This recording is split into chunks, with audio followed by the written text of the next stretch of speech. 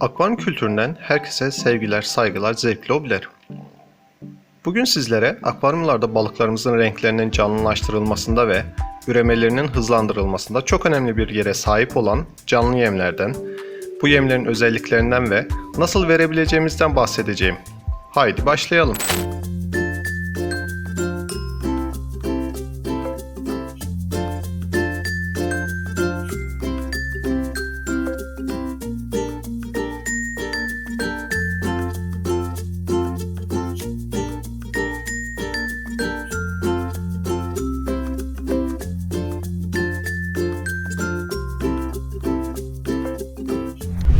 Akvaryum kültürüne hoş geldiniz. Öncelikle sevgili dostlar, akvaryum hobisine dair verdiğimiz bilgilerin daha çok kişiye ulaşabilmesi ve bu hobinin gelişebilmesi adına kanalımıza abone olmayı, bildirimleri açmayı, beğenmeyi ve yorum yapmayı unutmayın. Severek ve özenerek aldığımız balıklarımızın renklerinde bir süre sonra soluklaşma, üremelerinde azalma olduğunu fark ederiz. Bunun başlıca sebebi yeteri kadar protein ihtiyacının karşılanamamasıdır. İster bitkisel, isterse de proteinsel beslenen bir tür olsun, tüm balıkların proteine ihtiyacı vardır. Bu proteinin karşılanması için çeşitli firmalar kuru yemler üretmektedir. Ancak kuru yemler hiçbir zaman canlı bir yemin yerini tutmamaktadır. Bu sebeple de hobiciler ve üreticiler canlı yem arayışına girmektedir. Gelin şimdi sizlere bu canlı yemlerin neler olduğundan ve nasıl verebileceğimizden bahsedelim. Artemia akvaryum hobisinde yavru balıkların beslenmesinde çok önemli bir canlı yemdir. Artemia ile beslenen yavru balıkların gelişimi hızlanır, damızlık balıkların renkleri canlanır ve üremeleri hızlanır. Artemia'nın besin değeri proteinsel olarak su piresinden daha fazladır. Akvaryumlarda kullanılacak en ideal yemdir. Steril olması sebebiyle güvenle kullanabilirsiniz. Ancak çıkardığınız artemiaları balık sayısına ve boyutuna uygun şekilde vermelisiniz. Yenmeyen artemialar bir süre sonra ölecek ve suyunuzu bozacaktır. Yumurta şeklinde alınan artemialar bir çıkarma seti alınarak ya da kendimizin yapacağı bir aparatla belirli bir tuz oranı kullanarak ve hava verilerek yaklaşık 24 saatte çıkarılır. Çıkarım aşamasında artemia çıkarma setindeki suyun 26-28 derece civarında olması yumurtaların çıkma oranını arttıracaktır. Sonrasında yumurtadan çıkan artemiaları süzerek ve tuzdan arındırarak balıklarımıza verebiliriz. Çıkan artemiaların kabuklarının ve çıkmayan artemiaların balıklara verilmemesine dikkat edilmelidir. Açıkçası ilk defa artemia çıkaranlar biraz zorlanmaktadır. Bu sebeple de vazgeçmeler olmaktadır. Ancak çok faydalı bir besin olan artemiayı balıklarınıza mutlaka vermenizi tavsiye ederim. Mikrokurt Artemia'nın bilinen en iyi alternatifidir. Maliyetsiz ve hızlı üreyen bir canlı yemdir. Yavru balıklarınız için form ve dayanıklılık kazandırır. Parazit taşıyıcı olmadıkları için steril bir canlı yemdir. 1-2 gün canlı kalabilir. Böylece balıklarınız su bozulmadan istedikleri zaman tüketebilirler. Yağlı bir besin olmaları en büyük dezavantajlardır. Buna dikkat etmek gerekir.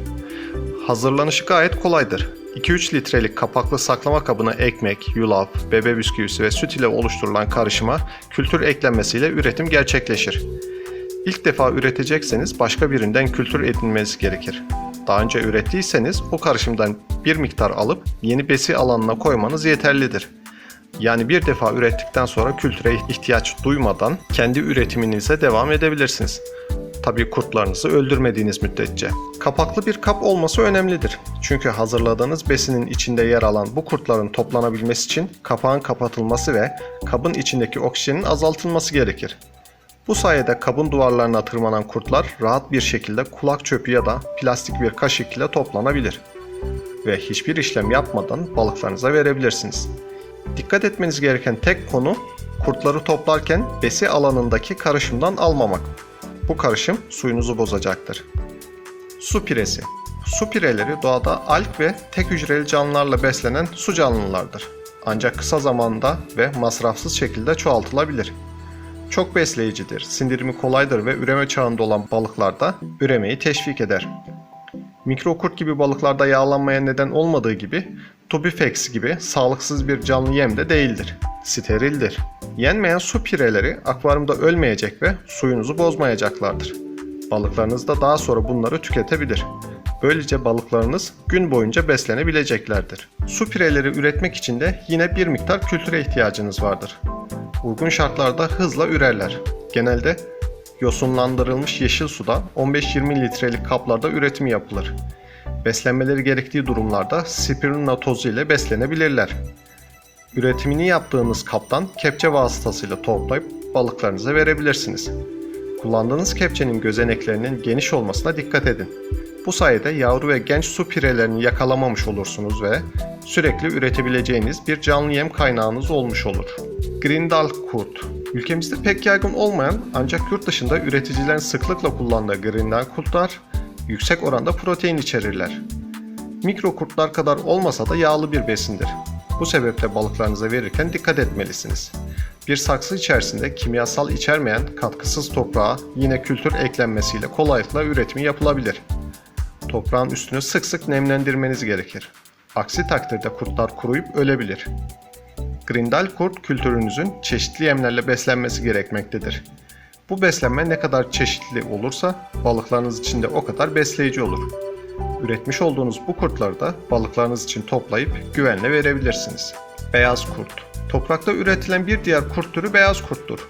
Uygun şartlarda yemleme yapılarak üretilen beyaz kurtların sık sık verilmesi damızlıklarda yağlanmaya ve yavru vermenin düşmesine sebep olabilir. Yavrularda ise parçalanarak verilmelidir.